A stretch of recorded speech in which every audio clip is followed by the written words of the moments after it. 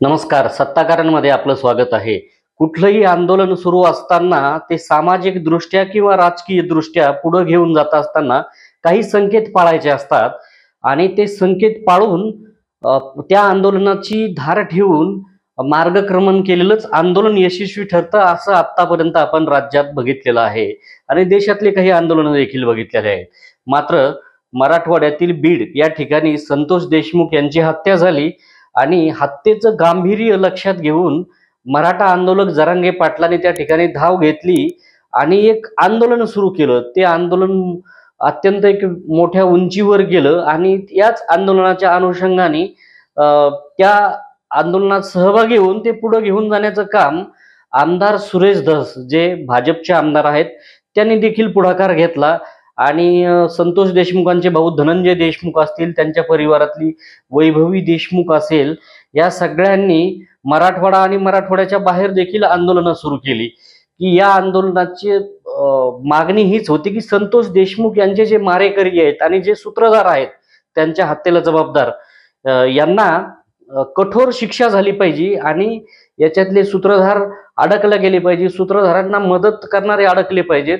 या प्रकरणाचा सूत्रधार म्हणून वाल्मिक कराडचं नाव घेतलं जात होतं आणि वाल्मिक कराड हे मंत्री धनंजय मुंडेंचे व्यावसायिक भागीदार आहेत, म्हणून धनंजय मुंडेंचा राजीनामा घेतला पाहिजे अशी मागणी सुरू होती.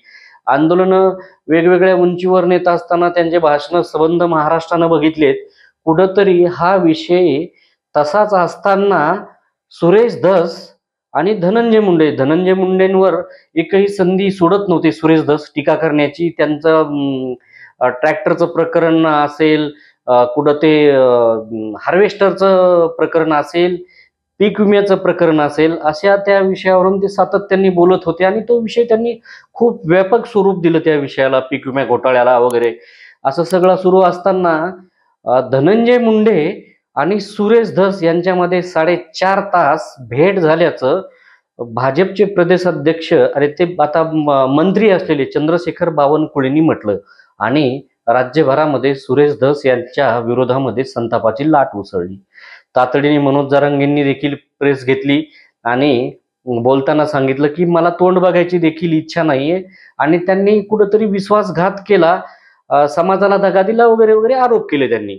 आणि त्याच वेळेला धनंजय देशमुख जे ज्यांची हत्या झाली संतोष देशमुखांनी, त्यांचे बंधू आहेत, त्यांनी मात्र कुठंतरी बाबा आमचा एक विश्वास आहे ते भेटले असतील वगैरे अशी भूमिका व्यक्त केली. मात्र सोशल मीडियावर सुरेश धस हे फारच ट्रोल झाल्याचं आपण बघत आहोत. सुरेश धस एक खूप वेगळ्या उंचीवर त्यांना घेऊन गेले होते.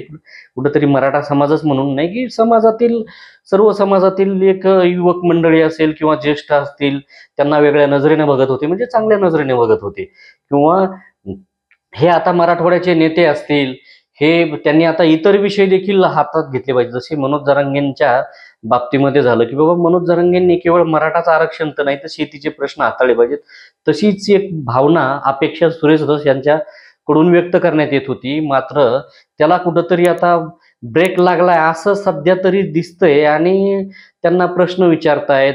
आता राष्ट्रवादीचे सोशल मीडियाचे जे प्रमुख आहेत महाराष्ट्राचे, ते महादेव बालगुडेंनी या संदर्भात लिहिलं की डोकं ठेवण्यासाठी जिथं खांदा दिला तोच खांदा आता कसा झालाय आणि कसा हे करून टाकलाय, अशा पद्धतीचे ते शब्द आता आपण वापरत नाहीत काही, तर तशा पद्धतीची टीका केली. असे वारंवार सातत्याने संजय पाटील असतील, त्यांनीही प्राध्यापक चंद्रकांत भराटा असतील किंवा इतर मराठा समाजातील आबासाहेब पाटील असतील, यांनी सातत्याने आता हा विषय या विषयावरून मत व्यक्त करायला सुरुवात केलेली आहे.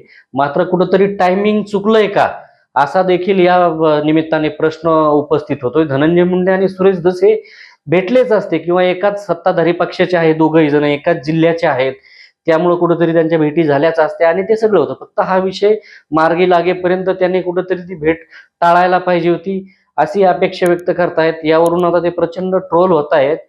या भेटीच्या अनुषंगाने आपल्याला काय वाटतं आपण देखील कमेंटच्या माध्यमातून व्यक्त व्हावं. आमच्या चॅनलला सबस्क्राईब केलं नसेल तर सबस्क्राईब करावं, आमचे व्हिडिओ लाईक करावेत, शेअर करावेत. धन्यवाद.